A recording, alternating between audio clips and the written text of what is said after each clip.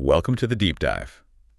So if you're with us today, you've seen the source materials we sent out. It's a really fascinating look, actually, into Rihanna and Baby Rocki's family life. But we're not really here for the usual celebrity angle. We want to dive into how they're managing, day-to-day life with three young kids, RZA, Riot, and the new baby, Rocki. Exactly. And what stands out from the sources is how intentional they seem to be.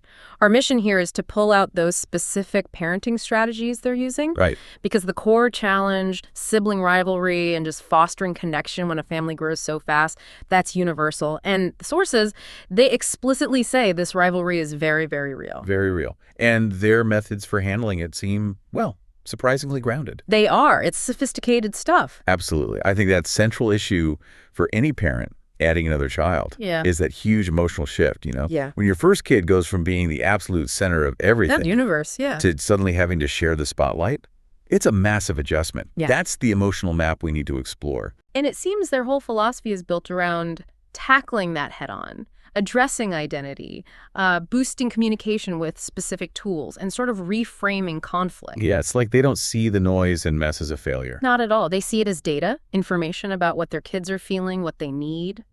Okay, so let's start there with that first big hurdle, identity. Yeah. Specifically for the oldest, RZA.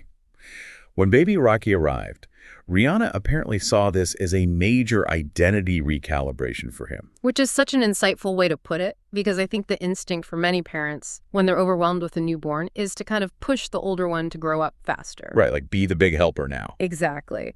But the sources show Rihanna did the opposite. She actually doubled down on his role as her first love, quite deliberately. Double down. Okay, that feels counterintuitive. Yeah. How did that work in practice? Well, it's about security, really. She consciously increased the physical affection, the praise, kissing him more, holding him longer, giving him that focused adoration, especially when the baby needed her attention. By making sure RZA felt secure in his unique place, even amidst the chaos, she was building a buffer against that potential resentment. Okay. Preventing it before it starts. Precisely. That consistent reassurance is key. Now, there's also this interesting element around names and identity.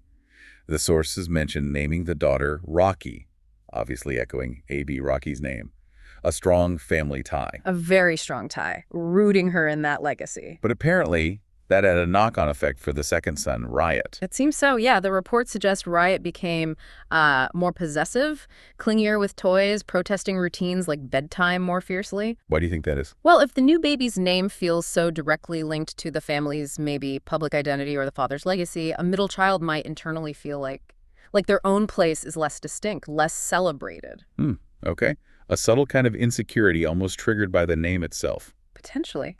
And their strategy to counter that seems to involve storytelling. Right, making each name special. Exactly. Not downplaying Rocki's name, but actively building narratives around each child's name, making it a superpower, a symbol of their own unique strength, making sure Riot felt his story mattered just as much. Which probably became even more important when Riot started showing signs of what the sources call regression. Yes, and this is something so many parents see. The details in the sources are quite vivid.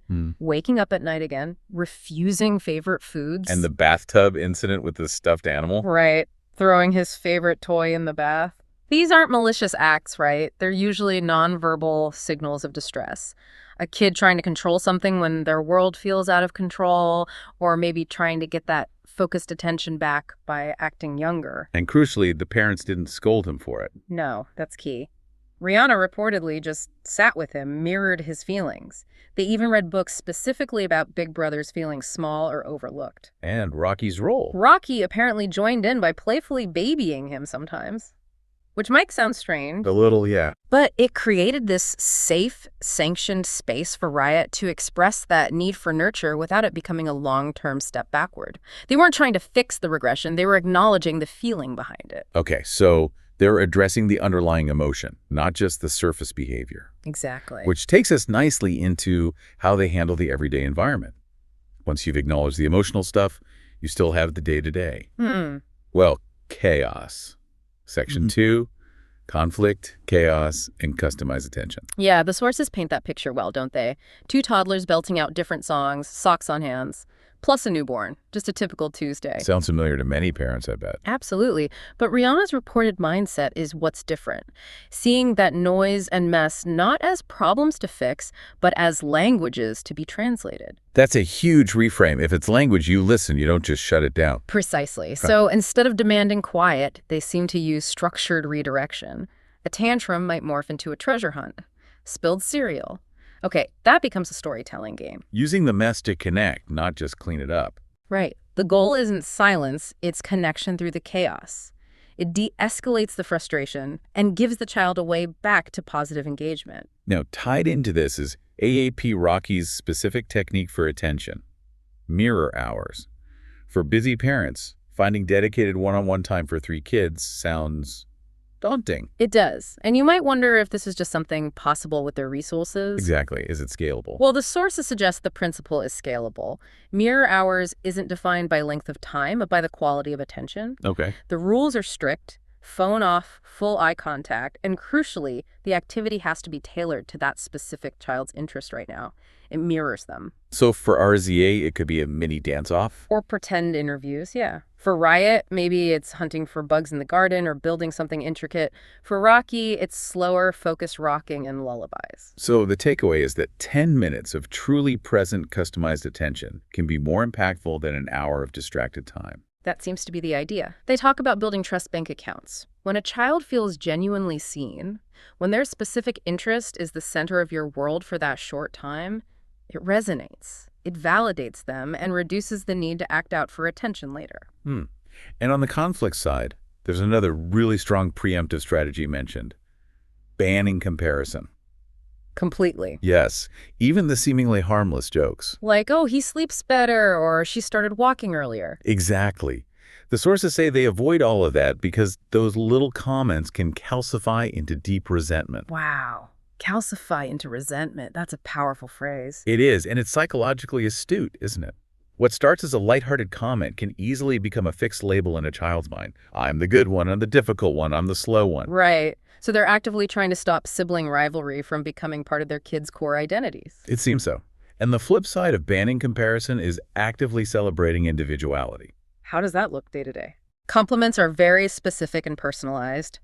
RZA might be praised for showing leadership or helping out. Riot for his creativity or his sharp eye for detail. And the baby, Rocki. She isn't just labeled the good one because she's calm. She's described as our calm, highlighting the positive qualities she brings to the whole family dynamic, not setting her up against the others. So everyone is valued for their unique contribution.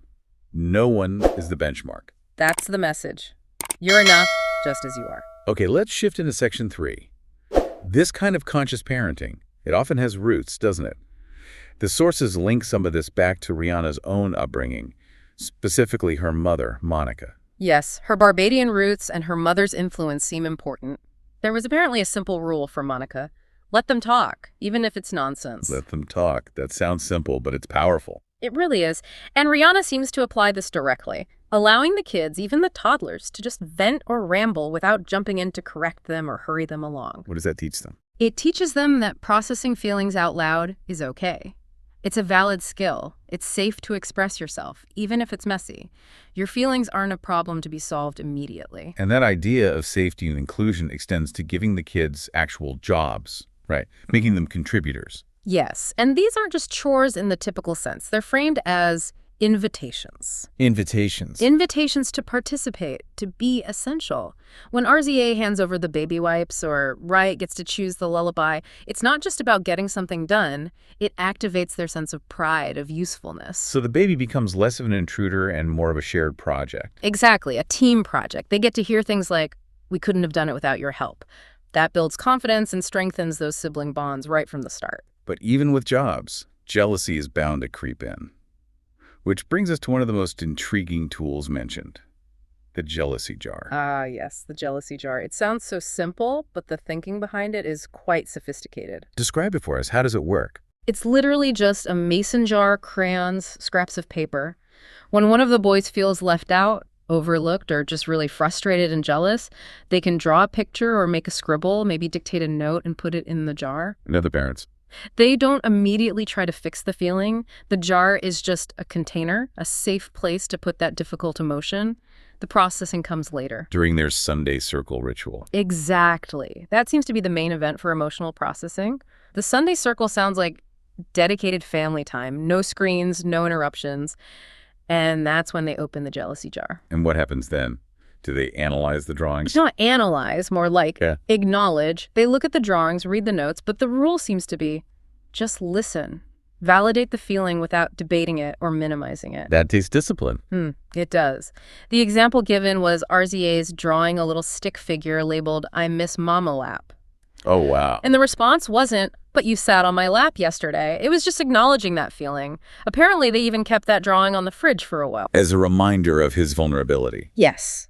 It shows the kids that feelings are real and important, even the difficult ones, but they're also temporary. The relationship, the connection, that's what's permanent. And the Sunday circle isn't just about the jar, right? There's a structure. Yes, a very clear structure.